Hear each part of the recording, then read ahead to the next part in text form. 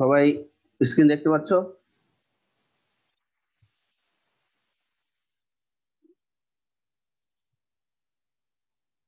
Hello, সবাই কি slide দেখতে পাচ্ছ? আসসালামু আলাইকুম জি স্যার। স্যার। আচ্ছা, ধন্যবাদ। অনেকে জয়েন হচ্ছে। তোমরা চ্যাট বক্সে তোমাদের নাম রোল গুলো লেখা শুরু করো। আচ্ছা, আজকে তোমাদের আহ প্রথম অধ্যায় শেষ ক্লাস আমরা করব, কারণ এরপরে যেগুলো আছে সেগুলো আমরা পরে পড়াবো। আমার পরবর্তী যে ক্লাস আমি নিব সেটা হলো কোষ বিভাজনের উপর নিব। আজকে হলো নিউক্লিয়াস পর্যন্ত আমরা পড়াবো আজকে। নূরে নাজাত, বলো দেখি কি বলতেছো।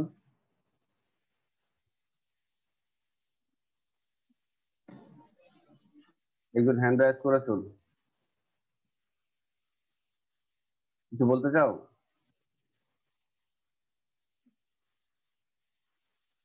আচ্ছা, আমরা আজকে ক্লাস শুরু করছি। ঢাকা সিটি কলেজ অনলাইন ক্লাসে তোমাদের স্বাগতম জানাচ্ছি। আজকের ক্লাস পরিচালনায় আমি, হ্যাঁ, বলো কি। স্যার ভুলে গেছিল। আচ্ছা, আজকের অনলাইন ক্লাস পরিচালনায় আমি ডক্টর মোহাম্মদ মাহবুব হাসান, সহযোগী অধ্যাপক, জীববিজ্ঞান বিভাগ, ঢাকা সিটি কলেজ। আজকে লেকচারের টপিকস গুলো হলো নিউক্লিয়াস, এর ভৌত গঠন, রাসায়নিক গঠন এবং কাজ। ঢাকা সিটি কলেজ জীববিজ্ঞান বিভাগের সকল সহকর্মীদেরকে কৃতজ্ঞতা জানাচ্ছি আজকে স্লাইড তৈরিতে সহযোগিতা করার জন্য। আর বরাবরই আমরা যে সমস্ত লেখকের বই গুলো থেকে আমরা তথ্যগুলো নিয়ে থাকি, হ্যাঁ, তাদের বইয়ের নামগুলো এখানে দেওয়া হলো। আমরা এখন বিষয়বস্তুতে চলে যাব। তো বিষয়বস্তু ছিল নিউক্লিয়াস।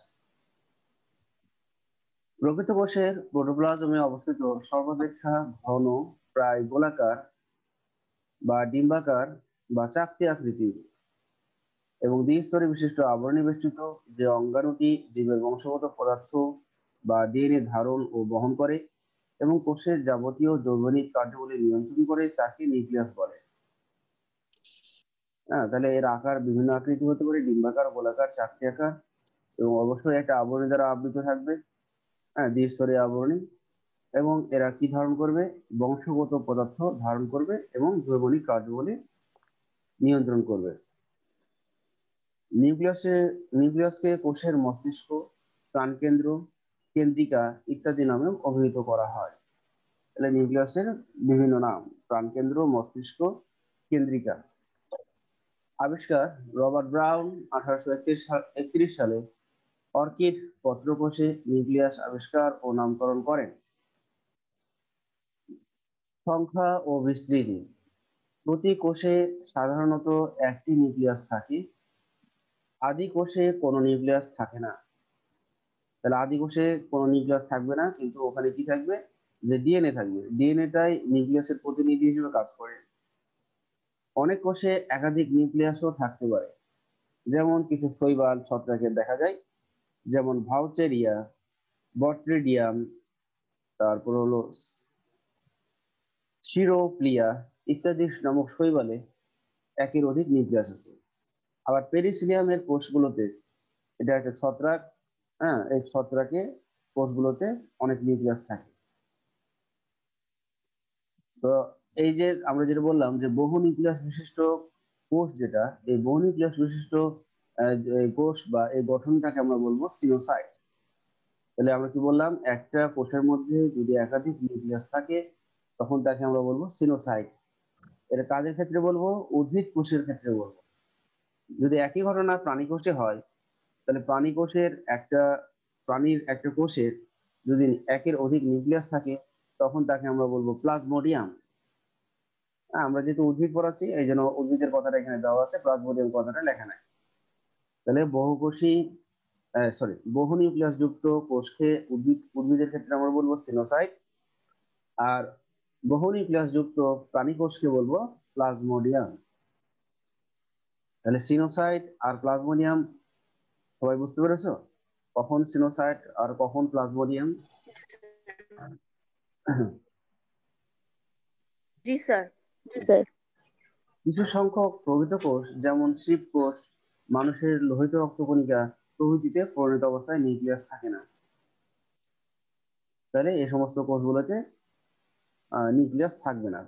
যেমন মানুষের লোহিত রক্তকণিকা যখন তরুণ থাকে তখন থাকবে, কিন্তু আস্তে আস্তে যখন লোহিত রক্তকণিকা পরিপক্ক হয় তখন নিউক্লিয়াসটা নষ্ট হয়ে যায়। আকৃতি, নিউক্লিয়াস সাধারণত বৃত্তাকার হয়, কোনো কোনো ক্ষেত্রে উপবৃত্তাকার, ফর্ম মানে মূলাকার, পেঁচানো থালার মতো এবং শাখান্বিত হতে পারে। তাহলে আমরা নিউক্লিয়াসের আকৃতি অনেক রকম দেখতে পাচ্ছি। অবস্থান, নিউক্লিয়াস সাধারণত কোষের মাঝখানে অবস্থিত, তবে কোনো উদ্ভিদ কোষের গহ্বর যদি বড় হয় তখন নিউক্লিয়াসটি কিনারার দিকে অবস্থান করে। সাধারণত উদ্ভিদ কোষেই কোষ গহ্বর বড় থাকে। হ্যাঁ, এই জন্য উদ্ভিদ কোষের ক্ষেত্রে আমরা নিউক্লিয়াসটা কোষ পরিধির দিকে আমরা দেখতে পাবো, কোষের পরিধির দিকে মানে কোষ গহ্বর বড় হওয়ার কারণে। কিন্তু প্রাণী কোষে কোষ গহ্বর সবসময় ছোট থাকে, এই জন্য প্রাণী কোষের নিউক্লিয়াস হবে কেন্দ্রের দিকে। আকার ও আয়তন, আকার ও আয়তনে এটি ছোট বড় হতে পারে। গোলাকার নিউক্লিয়াসের ব্যাস সাধারণত 1 মাইক্রন। নিউক্লিয়াস কোষের 10 থেকে 15 ভাগ স্থান দখল করে থাকতে পারে। তাহলে একটা কোষে একটাই নিউক্লিয়াস থাকে, আর এই নিউক্লিয়াসের আয়তন একটা কোষের 10 থেকে 15 ভাগ। আমরা বিগত ক্লাসে আমরা একটা বলেছিলাম যে মাইটোকন্ড্রিয়া, কোষে মাইটোকন্ড্রিয়া হ্যাঁ কত জায়গা দখল করে রাখে, কারো জানা আছে? এটা কিন্তু আমি এর আগে ক্লাসে পড়াইছি। একটা কোষে মাইটোকন্ড্রিয়া 20। 300 থেকে 400টি থাকতে পারে। সবগুলো মাইটোকন্ড্রিয়া একত্রে কোষের কতখানি জায়গা দখল করবে, কে বলবা? আমরা তো এখানে নিউক্লিয়াসের অবস্থানটা জানলাম যে নিউক্লিয়াস কোষের 10 থেকে 15 ভাগ জায়গা দখল করে, তাহলে মাইটোকন্ড্রিয়া কোষের কত ভাগ জায়গা দখল করে? আগের ক্লাসগুলো মনে হয় তোমরা ঠিকভাবে পড়ছো না। এই 20 ভাগ। আচ্ছা, কে এর নাম বলো? স্যার প্রায় 20 ভাগ। আচ্ছা, থ্যাংক ইউ। ঠিক আছে, যাবনি। হ্যাঁ ঠিক আছে, 20 ভাগই হবে। জি কোষের স্যার। কোষে যতগুলো মাইটোকন্ড্রিয়া থাক, হ্যাঁ সবগুলোকে যদি আমরা একত্র করি তাহলে কোষের 20 ভাগ জায়গা দখল করে রাখতে পারে। রাসায়নিক গঠন, ও এখানে আরেকটা ইনফরমেশন যে স্পার্ম বা শুক্রাণুর প্রায় 90%ই নিউক্লিয়াস। তাহলে প্রাণীর যে বা উদ্ভিদের যে শুক্রাণুগুলো আছে, এই শুক্রাণুতে নিউক্লিয়াসের যে জায়গা, সেই জায়গাটা অনেক বেশি, প্রায় 90 ভাগই থাকবে নিউক্লিয়াস, আর বাকি 10% থাকবে শুক্রাণুর অন্যান্য অংশ। তাহলে এখানে নিউক্লিয়াসের পরিমাণটা অনেক বেশি থাকে শুক্রাণু বা স্পার্ম। রাসায়নিক গঠন, রাসায়নিকভাবে এটি মূলত নিউক্লিক অ্যাসিড ও প্রোটিন দিয়ে গঠিত। নিউক্লিক অ্যাসিড বলতে বোঝায় ডিএনএ এবং আরএনএ। এছাড়াও পানি, লিপিড, এনজাইম, ডিএনএ, সামান্য আরএনএ, কিছু পরিমাণ কোএনজাইম ও অন্যান্য উপাদান থাকে।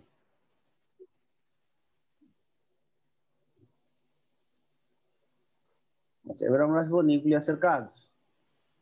নিউক্লিয়াস কোষের সব ধরনের জৈবিক কাজ নিয়ন্ত্রণ করে, তাই একে কোষের মস্তিষ্ক বা কোষের প্রাণকেন্দ্র বলা হয়। এটা এটা অনেক সময় পরীক্ষায় দিয়ে থাকি আমরা, যে নিউক্লিয়াসকে বা কোষের কোন অংশকে মস্তিষ্ক বলা হয়, এরকম কোশ্চেন থাকে, তখন তোমাকে এভাবে বলতে হবে এরা কোষের নিউক্লিয়াস কোষের সব ধরনের জৈবিক কাজ নিয়ন্ত্রণ করে বলে একে কোষের মস্তিষ্ক বলে। এতে ক্রোমোজোম থাকে, যার দ্বারা বংশ পরম্পরায় জীবের বৈশিষ্ট্য রক্ষা পায়। এরা আরএনএ ও প্রোটিন সংশ্লেষণে বিশেষ ভূমিকা পালন করে, কোষের ডিএনএ অনুলিপনের নির্দেশ প্রদান ও নিয়ন্ত্রণ করে। এবার আসছি আমরা ভৌত গঠন। একটি আদর্শ নিউক্লিয়াসের 4টি অংশ তোমরা সবাই জানো। প্রথমে আসবে নিউক্লিয়ার এনভেলপ, কেউ বলতে পারে নিউক্লিয়ার মেমব্রেন বা নিউক্লিয়ার পর্দা, নিউক্লিয়ার আবরণী, সব একই কথা। নিউক্লিওপ্লাজম, নিউক্লিওলাস, নিউক্লিয়ার রেটিকুলাম বা ক্রোমাটিন তন্তু। আমরা একটা ছবি দেখি, ছবিতে আমরা বুঝতে পারবো। এই যে দেখো যে নিউক্লিয়ার এনভেলপ, আমরা যে দুই স্তরীয় আবরণী দেখতে পাচ্ছি এটা হলো নিউক্লিয়ার এনভেলপ, এবং এই এনভেলপ দ্বারা আবৃত ভিতরে যে তরলটা আছে এই তরলটা হলো নিউক্লিওপ্লাজম। আর নিউক্লিওপ্লাজমের মধ্যে অপেক্ষাকৃত ছোট এবং ঘন যে অংশটা রয়েছে সেটা হলো নিউক্লিওলাস। আমরা এখানে দেখতে পাচ্ছি নিউক্লিয়ার রন্ধ্র বা ছিদ্র, আর সুতার মতো জালিকাগুলো ক্রোমাটিন তন্তু। তাহলে এটা হলো নিউক্লিয়াসের ছবি। আমরা প্রথম অংশে চলে যাচ্ছি, নিউক্লিয়ার পর্দা বা এনভেলপ। তাহলে আমরা ছবিতে দেখলাম নিউক্লিয়াসের কয়টা স্তর, দুইটা আবরণী। নিউক্লিয়াস সজীব দুটি ঝিল্লি দিয়ে আবৃত থাকে, এবং ঝিল্লি দুটোকে একসাথে নিউক্লিয়ার মেমব্রেন বা নিউক্লিয়ার এনভেলপ বলে। নিউক্লিয়ার বাইরের ঝিল্লিতে রাইবোজোম ও এন্ডোপ্লাজমিক রেটিকুলাম সংলগ্ন থাকে। প্রতিটি মেমব্রেন দ্বিস্তরী ফসফোলিপিড বাইলিয়ার দিয়ে গঠিত, এবং উভয় মেমব্রেনের মধ্যবর্তী তরলপূর্ণ স্থানকে পেরি নিউক্লিয়ার স্পেস বলে। এই যে দুই যে স্তর আছে, দুই স্তরের মাঝখানে যে স্পেসটা বা ফাঁকা জায়গাটা আছে এইকে আমরা বলবো পেরি নিউক্লিয়ার স্পেস। নিউক্লিয়ার এনভেলপে সর্বত্রই বিশেষ ধরনের অসংখ্য ছিদ্র বা রন্ধ্র থাকে, এগুলোকে বলবো নিউক্লিয়ার রন্ধ্র। এদের ব্যাস 9 ন্যানোমিটার, এবং ছিদ্রের কাছে দুটি আবরণী একসাথে মিলিত হয়। আমরা এখানে খেয়াল করে দেখো, এই যে এই ছিদ্রর কাছাকাছি দুইটা আবরণী, মানে দুইটা যে স্তর এখানে মিলিত হয়েছে, স্তর মিলিত হয়েছে। নিউক্লিয়ার যে ছিদ্রটা আছে এই ছিদ্রটা একটি প্রোটিন নেটওয়ার্ক দ্বারা সংকোচন প্রসারণ নিয়ন্ত্রিত হয়। তাহলে এই ছিদ্রগুলো কিছু প্রোটিন আছে, এই প্রোটিন দ্বারা এরা সংকোচন এবং প্রসারণের মাধ্যমে নিয়ন্ত্রণ হয়। ছিদ্রটিকে ঘিরে চারপাশে বৃত্তাকারে প্রোটিন গ্র্যানিউল থাকে, এবং মাঝখানে একটি অপেক্ষিত বড় আকারের প্রোটিন থাকে, একে ট্রান্সপোর্টার প্রোটিন বলে। আমরা যদি এই ছবিটা দেখি তাহলে একটু খেয়াল করো, এই যে আমরা দেখতে পাচ্ছি এর মাঝখানে পিঙ্ক কালারের, এটা হলো ট্রান্সপোর্টার প্রোটিন। এই প্রোটিনের আকার হলো সবচেয়ে বড়, এবং এটা কিন্তু রন্ধ্রের ঠিক মাঝখানে এই প্রোটিনটা আছে। আর এই প্রোটিনটাকে ঘিরে কতগুলো প্রোটিন গ্র্যানিউল আছে, হ্যাঁ এই যে 8টা, এই যে সাদা সাদা হয়ে আছে নীল আবরণ।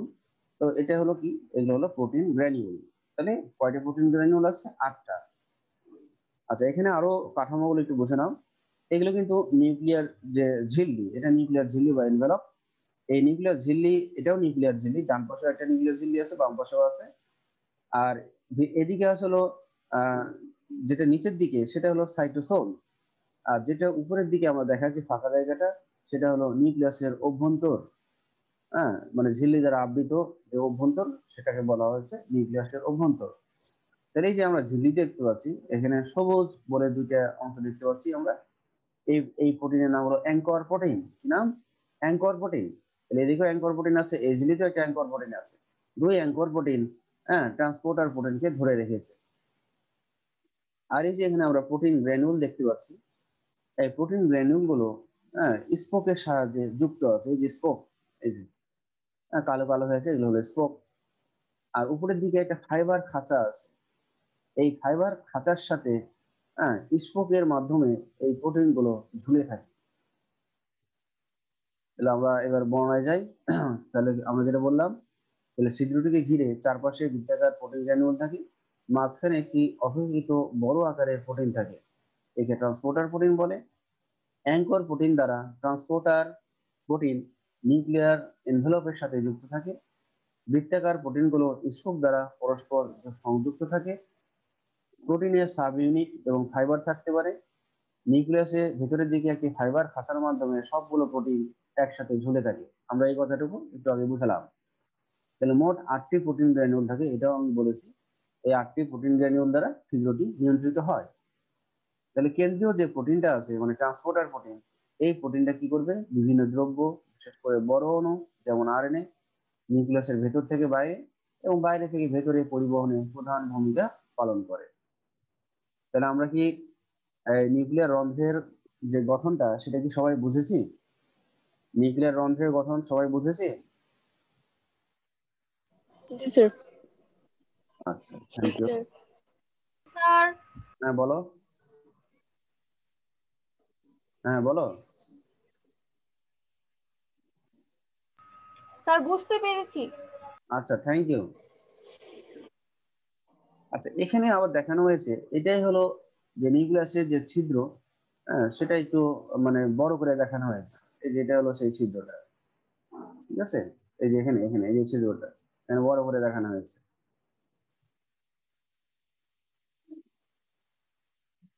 কাজ, সাইটোপ্লাজম হতে নিউক্লিওপ্লাজম, সাইটোপ্লাজম হতে নিউক্লিওপ্লাজম, নিউক্লিওলাস এবং ক্রোমাটিন জালিকাকে পৃথক করে রাখা এবং সংরক্ষণ করা, তাহলে এটাই হলো কাজ। অভ্যন্তরীণ দ্রব্য ও বহিস্থ সাইটোপ্লাজমের মধ্যে যোগাযোগ রক্ষা করা ও পরিবহন করা, এন্ডোপ্লাজমিক রেটিকুলামের সাথে যুক্ত হয়ে নিউক্লিয়াসের অবস্থানকে দৃঢ় করা, অভ্যন্তরে উৎপন্ন উপাদান রন্ধ্রের মাধ্যমে সাইটোপ্লাজমে পাঠানো। তাহলে এই ছিল নিউক্লিয়ার আবরণীর গঠন ও কাজ। আমরা এবার যাব নিউক্লিওপ্লাজম। আমরা ইতিমধ্যে দেখেছি যে ঝিল্লি দ্বারা আবদ্ধ যে তরল, সেটাই ছিল নিউক্লিওপ্লাজম। তাহলে নিউক্লিয়াসের অভ্যন্তরস্থ ও নিউক্লিয়ার এনভেলপ দ্বারা আবৃত স্বচ্ছ, ঘন, দানাদার তরল পদার্থকে নিউক্লিওপ্লাজম বা ক্যারিওলিন বলে। তাহলে নিউক্লিওপ্লাজমকে আমরা বলছি ক্যারিওলিন। তাহলে ক্যারিওন মানে হলো নিউক্লিয়াস, আর লিম্ফ মানে হলো তরল। নিউক্লিয়াসের তরল, সেটাই হলো ক্যারিওলিন বা নিউক্লিওপ্লাজম। এটি নিউক্লিয়াসের অভ্যন্তরের প্রোটোপ্লাজমিক রস। তাহলে প্রোটোপ্লাজমের সমস্ত বৈশিষ্ট্য এতে বিদ্যমান। নিউক্লিওলাস এবং ক্রোমোজোম এতে অবস্থান করে। তাহলে এই রসের মধ্যে নিউক্লিওলাস এবং ক্রোমোজোম অবস্থান করবে। নিউক্লিওপ্লাজমের কাজ, কি কাজ? ক্রোমাটিন জালিকা ধারণ করা, নিউক্লিওলাস ধারণ করা, নিউক্লিয়াসের বিভিন্ন জৈবনিক কাজে সাহায্য করা, এনজাইমের কার্যকলাপের মূল ক্ষেত্র হিসেবে কাজ করা। তাহলে এই ছিল নিউক্লিওপ্লাজমের কাজ।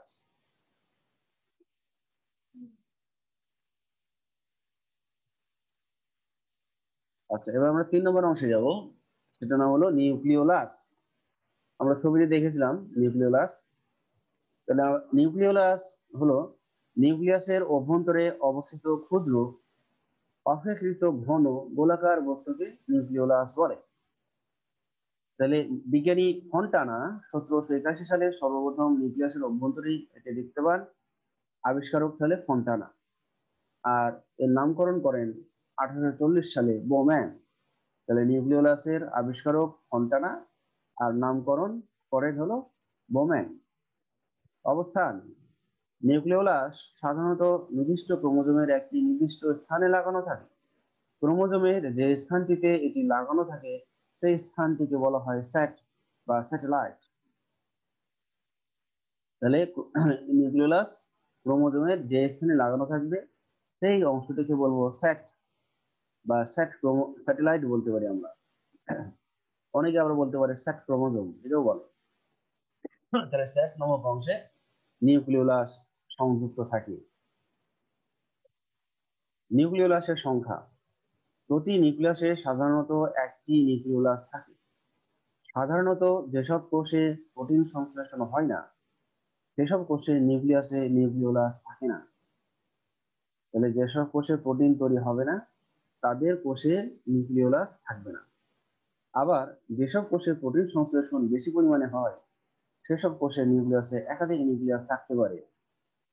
হ্যাঁ, আবার যেসব কোষ প্রোটিন তৈরি করবে বেশি, হ্যাঁ, তাহলে সেসব কোষের নিউক্লিয়াসে একাধিক নিউক্লিওলাস থাকতে পারে। উৎপত্তি, স্যাট ক্রোমোজোমের স্যাটেলাইটে অবস্থিত জিন নিউক্লিওলাস উৎপাদনে প্রত্যক্ষ ভূমিকা পালন করে। তাহলে ইতিমধ্যে আমরা আগে জেনেছিলাম যে এর সংযুক্তি কোথায়, স্যাট ক্রোমোজোমে এর সংযুক্তি। আবার স্যাট ক্রোমোজোমের কিছু জিন এই নিউক্লিওলাস উৎপাদনে ভূমিকা রাখে। তাহলে স্যাট থেকেই এরা উৎপত্তি হয়, আবার স্যাট নামক অংশে এরা যুক্ত থাকে। ভৌত গঠন, তাহলে নিউক্লিওলাসের কোনো ঝিল্লি আবিষ্কার হয় নাই। নিউক্লিওলাসকে সাধারণত তন্তুময়, দানাদার, ম্যাট্রিক্স এই 3 অংশে ভাগ করা যায়। রাসায়নিক গঠন, নিউক্লিওলাসের প্রধান রাসায়নিক উপাদান হলো প্রোটিন, আরএনএ ও ডিএনএ। প্রোটিন, আরএনএ এবং ডিএনএ নিয়ে নিউক্লিওলাস গঠিত। কাজ, বিভিন্ন প্রকার আরএনএ সংশ্লেষণ করা, প্রোটিন তৈরি বা সংশ্লেষণ ও সংরক্ষণ করা, নিউক্লিক অ্যাসিডের ভান্ডার হিসেবে কাজ করা। তাহলে নিউক্লিক অ্যাসিড মানে কোনগুলো? তবে বলেছি আমি, নিউক্লিক অ্যাসিড মানে কোনগুলো? DNA RNA. DNA RNA. তাহলে এটা কিন্তু অনেক সময় পরীক্ষায় আমরা দিয়ে থাকি, এবং অ্যাডমিশন পরীক্ষাতেও এগুলো দিয়ে থাকে। নিউক্লিক অ্যাসিডের ভান্ডার বা নিউক্লিওটাইডের ভান্ডার, এরকম কোশ্চেন গুলো থাকে। নিউক্লিক অ্যাসিডের ভান্ডার হিসেবেও আসতে পারে, আবার বলতে পারে নিউক্লিওটাইডের ভান্ডার হিসেবে কে কাজ করে, তখন অ্যান্সার হবে নিউক্লিওলাস। নিউক্লিওটাইড জিনিসটা কি? নিউক্লিওটাইড হলো, কারো জানা আছে নিউক্লিওটাইড কাকে বলে? এক নিউক্লিওটাইড, অণু ফসফেট ও এক অণু নিউক্লিওসাইড মিলে নিউক্লিওটাইড গঠিত। হ্যাঁ হয়েছে তো, তোমার অ্যান্সার ঠিক আছে। ওটাও বলা যাবে, বা এটাও বলা যেতে পারে নিউক্লিক অ্যাসিডের একক। ঠিক আছে, এটাও বলা যাবে, তোমারটাও ঠিক, আবার আমি যেটা বললাম এটাও ঠিক। Yes nucleic sir. নিউক্লিক অ্যাসিডের একক।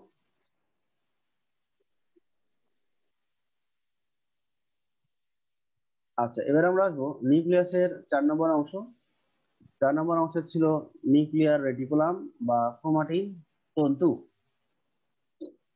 কোষের বিশ্রাম অবস্থা বলতে বোঝানো হয়েছে অবিভাজন অবস্থা। তাহলে কোষের বিশ্রাম অবস্থায় বা অবিভাজন অবস্থায় নিউক্লিয়াসের ভিতরে জালিকার আকারে কিছু তন্তু দেখা যায়। মানে যখন কোষটা বিভাজন হবে না, তবে বিভাজন করার জন্য একটা প্রস্তুত, হ্যাঁ, বা একটা প্রিপারেশন নিবে, তখন এই নিউক্লিয়াসের ভিতরে জালিকার আকারে কিছু তন্তু দেখা যায়। তন্তু গঠিত এই জালিকাকে নাম দেওয়া হয়েছে নিউক্লিয়ার রেটিকুলাম বা ক্রোমাটিন তন্তু। তাহলে নিউক্লিয়াসের বিভাজনরত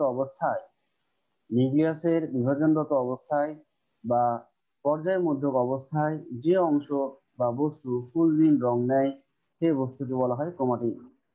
তাহলে নিউক্লিয়াস যখন আহ মানে বিভাজন হবে, বা বিভাজনের জন্য প্রস্তুতি নিবে, বা দেখা গেলো যে আমরা আরেকটা নাম জানি ইন্টারফেস, তোমরা নাম নিশ্চয়ই শুনেছো ইন্টারফেস। এই অবস্থায় দেখা গেল যে এই নিউক্লিয়াসের ভিতরে যে বস্তুগুলো ইয়েস। আছে যে বস্তুগুলো আছে এই বস্তুগুলো এক ধরনের রঞ্জক নেয়। সেই রঞ্জকটার নাম কি? ফুলজিন রঞ্জক বা রং। আর এগুলোকে বলা হবে যখন ক্রোমাটিন। এই ক্রোমাটিন মূলত প্রধান ডিএনএ এবং প্রোটিন দ্বারা গঠিত। ডিএনএ এবং প্রোটিন দ্বারা গঠিত, এবং প্রোটিনগুলোর মধ্যে যে প্রোটিনগুলো থাকে তার নাম হলো হিস্টোন। হ্যাঁ, প্রোটিন এবং হিস্টোন প্রোটিন নিয়ে গঠিত। কোষ বিভাজন অবস্থায় ক্রোমাটিন তন্তু ক্রমাগত কুণ্ডলিত হয়ে অপেক্ষাকৃত খাটো মোটা হয়ে পৃথক পৃথক ভাবে সুনির্দিষ্ট সংখ্যা ও আকৃতিতে দৃশ্যমান হয়, তখন এদেরকে ক্রোমোজোম বলে। তাহলে যখন কোষ বিভাজন শুরু হয়ে গেল, হ্যাঁ, এতক্ষণ আমরা বলছিলাম কোষ বিভাজনের প্রস্তুতি, এখন আমরা বলছি কোষ বিভাজন শুরু হয়ে গেল। তাহলে যখন কোষ বিভাজন শুরু হয়, তাহলে কোষ বিভাজন শুরু হওয়ার আগে, হ্যাঁ, এই যে অংশগুলো ছিল তার নাম ছিল কিন্তু ক্রোমাটিন। ক্রোমাটিন কি ছিল? লম্বা, সরু, সুতার ন্যায় জালিকার মতো গঠন। ঠিক আছে, এই যে এখানে আমরা ছবিতে দেখতে পাচ্ছি, এটা হলো সেই ক্রোমাটিন তন্তু। তাহলে এখানে কি, এটা হলো ইন্টারফেস দশা বা কোষ বিভাজন, আহ, এই যে শুরুর দশা, হ্যাঁ, প্রস্তুতি দশার সময় এরকম দেখাবে ক্রোমাটিন তন্তুগুলো। এগুলো দেখে কেমন মনে হচ্ছে? সুতার মতো বা জালিকার মতো। হ্যাঁ, বা আমরা টেলোফেজ বলে একটা পর্যায়ে পাবো মাইটোসিসে। এই টেলোফেজ পর্যায়েও এই কি হবে, ক্রোমোজোম গুলো পুনরায় পানি গ্রহণ করবে। পানি গ্রহণ করে এরকম লম্বা সরু সুতার ন্যায় জালিকার মতো দেখাবে। এগুলোর নাম হবে ক্রোমাটিন। তাহলে ক্রোমাটিন কখন কখন দেখা যাবে? একটা হলো ইন্টারফেজ দশায়, আরেকটা হলো টেলোফেজ দশায়। তাহলে কেন এটা দেখাবে? কারণ এ সময় ক্রোমোজোম গুলো কি হয়, পানি গ্রহণ করে লম্বা সরু সুতার ন্যায় দেখায়। এটাকে আমরা বলছি ক্রোমাটিন তন্তু। আর ক্রোমোজোম কখন বলবো আমরা?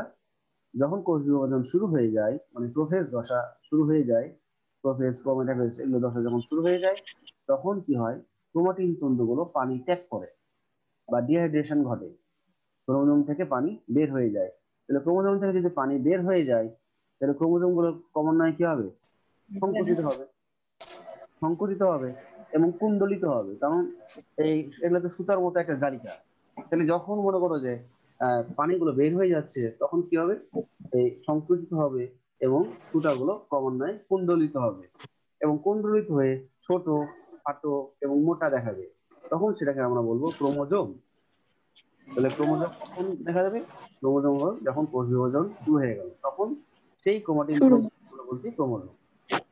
আর যখন কোষ বিভাজন প্রস্তুতি গ্রহণ করবে, কোষ যখন কোষ বিভাজনের প্রস্তুতি গ্রহণ করবে, তখন তাকে আমরা বলছি ক্রোমাটিন তন্তু। তাহলে সবাই কি ক্রোমাটিন তন্তু আর ক্রোমোজোম বুঝেছো? জি স্যার। আচ্ছা, এখানে আরেকটু আমি বলি, ক্রোমাটিন তন্তু সম্পর্কে আমরা আরেকটু বলি। তাহলে আমরা বলছিলাম যে ফুলজিন বলে একটা রঞ্জক আছে। আমরা বলছিলাম ফুলজিন বলে একটা রঞ্জক আছে। আরো 2 দিন ক্লাস করে লেখার বুঝবে সমস্যা আছে না। হ্যাঁ, মিউট হয়ে আর নিউট্রাল মানে চেঞ্জ। কথা তোমরা মিউট হয়ে যাও, মিউট হয়ে যাও, নিজে স্বেচ্ছায় মিউট হয়ে যাও। আচ্ছা, এখন আমরা যেটা বলছিলাম ক্রোমাটিন তন্তু সম্পর্কে আমরা আরেকটু বলি। তাহলে ক্রোমাটিন তন্তু কি বললাম, যে এরা হলো নিউক্লিয়াসের মধ্যে থাকবে এবং একটা রঞ্জক নেয়, রঞ্জকটার নাম হলো ফলজিন। তাহলে এই যে ফলজিন যে রঞ্জকটা আছে, এই রঞ্জকটা ক্রোমাটিনের যে অংশ বেশি রঞ্জক নিবে তাকে আমরা বলবো হেটারোক্রোমাটিন। তাহলে ক্রোমাটিন, যে ক্রোমাটিন তন্তুগুলো বেশি রঞ্জক নিবে তাকে আমরা কি বলবো? হেটারোক্রোমাটিন। আর যারা কম রঞ্জক নিবে বা হালকা রঞ্জক নিবে তাদেরকে বলবো ইউক্রোমাটিন। ইউক্রোমাটিন। ঠিক আছে? তাহলে হেটারোক্রোমাটিন আর ইউক্রোমাটিন আমরা বুঝলাম। যে রঞ্জক বেশি গ্রহণ করবে তাকে বলবো হেটারোক্রোমাটিন, আর যে ক্রোমাটিন গুলো রঞ্জক হালকা গ্রহণ করবে তারা হবে ইউক্রোমাটিন। হেটারোক্রোমাটিন আর ইউক্রোমাটিনের মধ্যে আরেকটু পার্থক্য আছে। হেটারোক্রোমাটিনে নিষ্ক্রিয় ডিএনএ এর পরিমাণ বেশি থাকে, নিষ্ক্রিয় ডিএনএ এর পরিমাণ বেশি থাকবে আর অধিক কুণ্ডলিত থাকবে।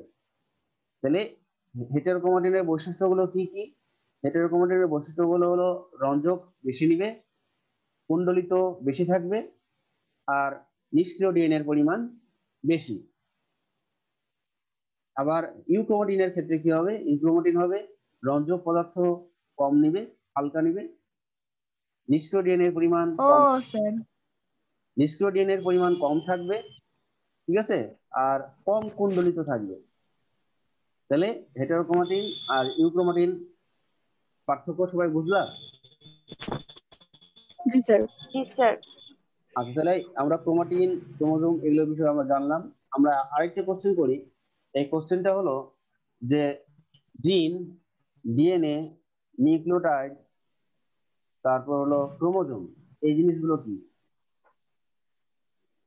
প্রথমে বলেছি জিন, এগুলোর মধ্যে বংশগতির ধারক।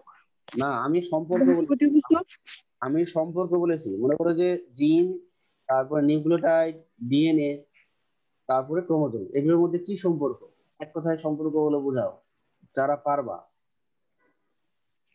মানে কি থেকে কি তৈরি এটা বলো। ক্রোমোজোমের ভিতরে, ক্রোমোজোমের থেকে ডিএনএ, যা বংশগতির বৈশিষ্ট্য বহন হ্যাঁ করে। বলো, হ্যাঁ ডিএনএ, ক্রোমোজোমের মধ্যে থাকে ডিএনএ, ডিএনএ তারপরে থেকে, ডিএনএ থেকে জিন, ডিএনএ থেকে জিন, গুড, ডিএনএ তারপরে তো জিন, হ্যাঁ জিন, তারপরে জিন থেকে বংশগতির বৈশিষ্ট্য মানে প্রোটিন। না জিন, তারপরে বললাম যে হলো হলো কি নিউক্লিওটাইড। বললাম তোমার? হলো প্রথমে বললাম ক্রোমোজোম, তাই না? ক্রোমোজোম কি নিয়ে গঠিত? ডিএনএ। ডিএনএ কি নিয়ে গঠিত? জিন, তাই না? আরেকটা ওয়ার্ড আমি বলেছিলাম নিউক্লিওটাইড বা ডিঅক্সিনিউক্লিওটাইড। যদি ডিএনএ হয় তখন বলবো ডিঅক্সিনিউক্লিওটাইড, আর যদি আরএনএ হয় সেটা বলবো নিউক্লিওটাইড। হ্যাঁ, তাহলে জিন, জিন হলো কয়েক জোড়া নিউক্লিওটাইড নিয়ে গঠিত। জিন কি? কয়েক জোড়া নিউক্লিওটাইড নিয়ে গঠিত। নিউক্লিওটাইড নিয়ে গঠিত। তাহলে সম্পর্কগুলো আমরা সবাই বুঝেছি। তাহলে আমরা বলতে পারি নিউক্লিওটাইড, নিউক্লিওটাইড, জিন, ডিএনএ, ক্রোমোজোম।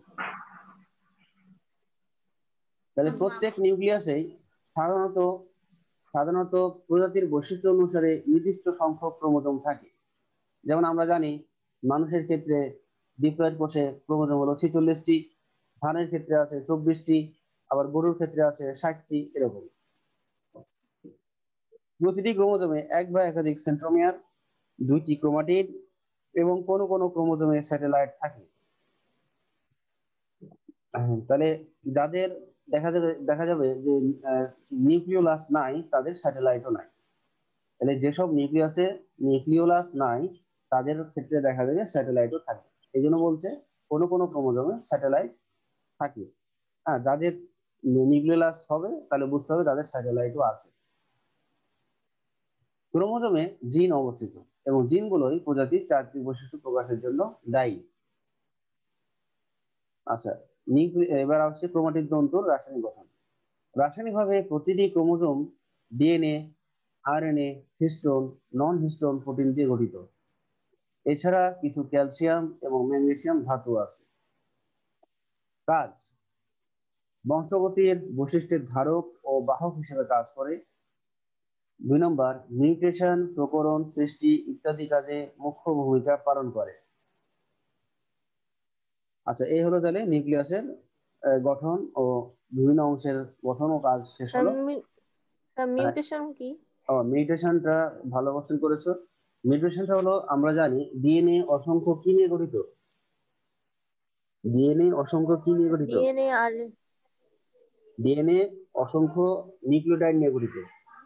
হ্যাঁ, একটা ডিএনএ এর মধ্যে অসংখ্য কি থাকতে পারে? ডিঅক্সি নিউক্লিওটাইড থাকতে পারে। আর তোমরা একটা জিনিস মনে রাখো যে এই যে ডিএনএ মনে করো কি আছে, অ্যাডেনিন সংশ্লিষ্ট, তারপর থাইমিন সংশ্লিষ্ট, এগুলো ডিঅক্সি নিউক্লিওটাইড আছে না? এরকম পরপর 3টা ডিঅক্সি নিউক্লিওটাইড মিলে একটা কোডন তৈরি করে। কি তৈরি করে? একটি কোডন। Codon, CODON, codon. আর এই কোডন নির্দিষ্ট অ্যামিনো অ্যাসিড আইডেন্টিফাই করে। ঠিক আছে? তাহলে এখন এই ডিএনএ এর যে ডিঅক্সিনিউক্লিওটাইড সিকোয়েন্স আছে, এখানে যদি কোনো ধরনের চেঞ্জ আসে বা পরিবর্তন আসে, তাহলে কি হবে? আগে যে অ্যামিনো অ্যাসিডকে সে আইডেন্টিফাই করতো, পরে সেই অ্যামিনো অ্যাসিড আইডেন্টিফাই করতে পারবে না। যার ফলে দেখা যাবে তার মধ্যে নতুন বৈশিষ্ট্য সম্পন্ন কিছু দেখা যাবে। হ্যাঁ, আগে যে বৈশিষ্ট্য ছিল সে একই ধরনের বৈশিষ্ট্য সে নাও করতে পারে। এটাকে বলা হয় মিউটেশন। আমি আরেকটু ভালো করে বুঝাই দিই। তোমরা ইন্ডিয়ান একটা মুভি গাজনি বলে একটা মুভি দেখেছো ইন্ডিয়াতে? কি একটা মুভির নাম গাজনি, নাম শুনেছো?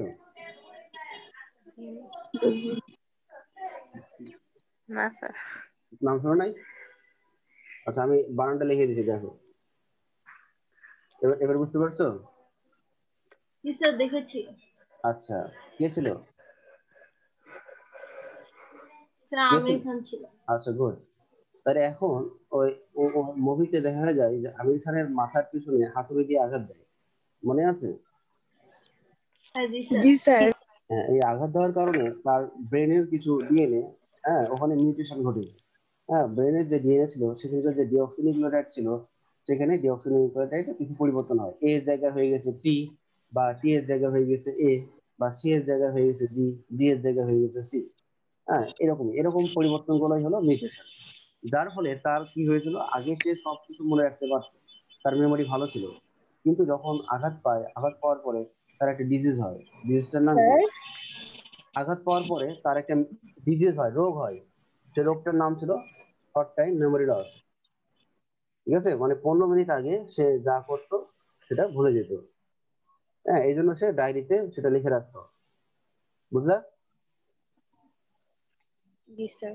হ্যাঁ, তো এখন এই যে এটা কার কারণে ঘটলো? এটা মিউটেশনের কারণে ঘটেছে। এটা মিউটেশনের কারণে ঘটেছে। আমাদের বর্তমান এতেও অনেক সময় এরকম আমাদের দেহে মিউটেশন ঘটতে পারে।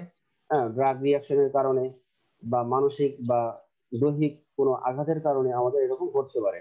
আমরা যদি কোনো খারাপ কিছু দেখে নিই, একটা রোড অ্যাক্সিডেন্ট দেখে নিই, বা হ্যাঁ বলো। স্যার এটা কি মানে ইচ্ছা মতো করা যায় বা চিকিৎসা পদ্ধতিতে এরকম কি করা যায়? না না, ইচ্ছা মতো এটা করা যেতে পারে অনেক সময়। হ্যাঁ, আবার দেখা গেলো যে স্যার বেশিরভাগই অনিচ্ছাকৃত স্যার হয়। বেশিরভাগই স্যার অনিচ্ছাকৃত হয়। সম্প্রতি তো যে স্যার এই যে ইয়াতে আপনি রসায়নেতে যে নোবেল পুরস্কার পেয়েছিল ক্রিসপার, হ্যাঁ এটা হ্যাঁ, দ্বারা তো মনে হয় করা যায়। না বললাম তো, এখনো চিকিৎসা অতটা আধুনিক হয় নাই। অনেক সময় তোমরা টিভি সিনেমাতে দেখো না যে সে হয়তো কোনো স্মৃতি ভুলে গেছে, তাকে ওই নায়ক বা নায়িকাকে ওই একই রকম পরিবেশ সৃষ্টি করে তার স্মৃতি ফিরিয়ে আনার চেষ্টা করে, তাই না?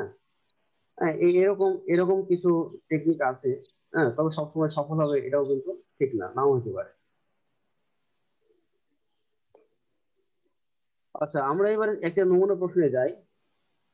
এর আগের দিন একটা নমুনা প্রশ্ন করেছিলাম, আজকে আরেকটা নমুনা। প্রশ্নটা হলো, উদ্দীপক: মোটরসাইকেলের জ্বালানি শেষ হয়ে গেলে রবিন ও নবীন রাস্তার পাশে ইকো পার্কে হাঁটতে গেল।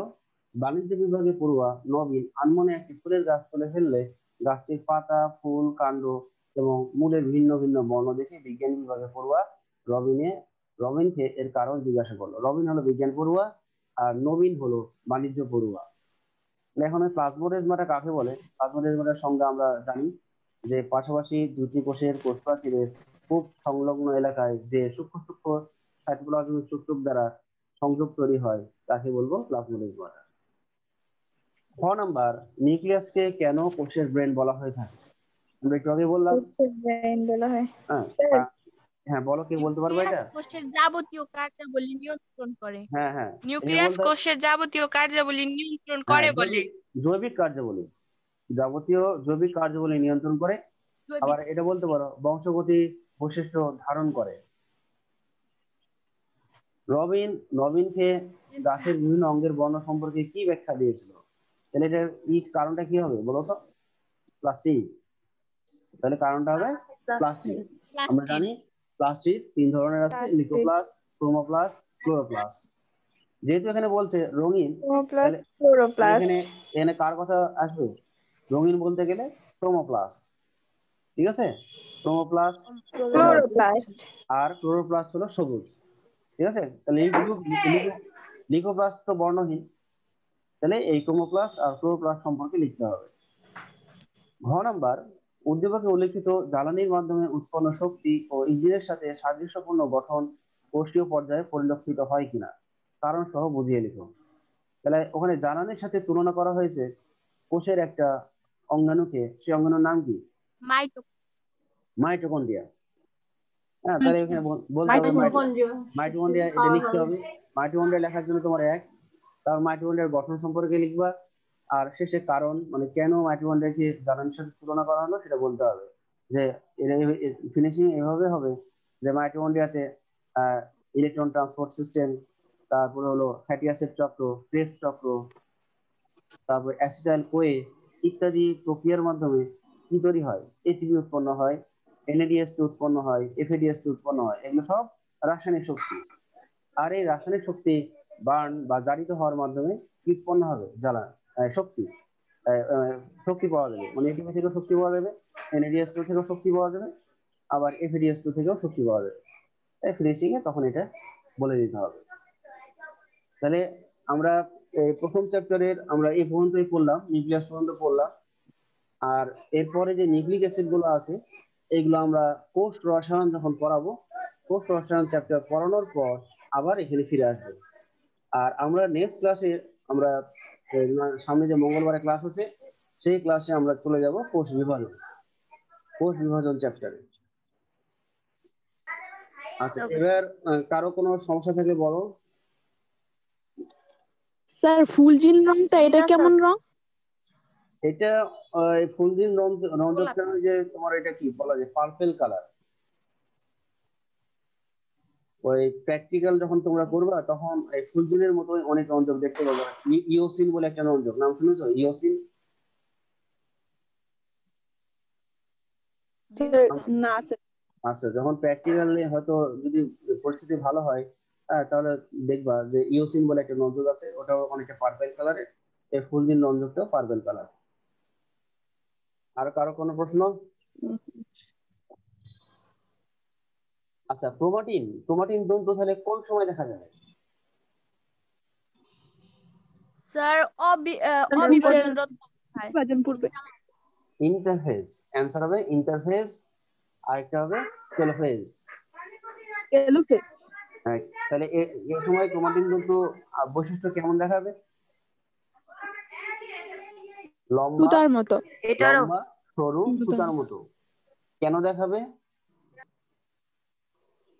কারণ স্যার পানি শোষণ করে, পানি শোষণ করার জন্য, পানি যোজন বা পানি শোষণ করার